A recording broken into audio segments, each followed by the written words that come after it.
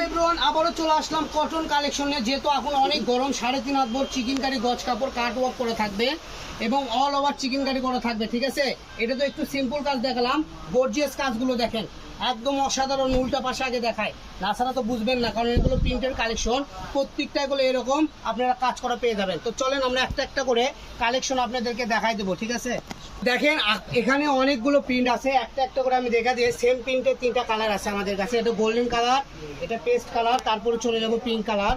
তো এরকম ধরনের আমাদের অনেক অনেক ডিজাইন আছে। এর দেখেন এক পাশে স্টেপ করা, এক পাশে এক কালার কাজ করা, প্রিন্ট করা, মাঝখানে একটা ফুল দেওয়া আছে।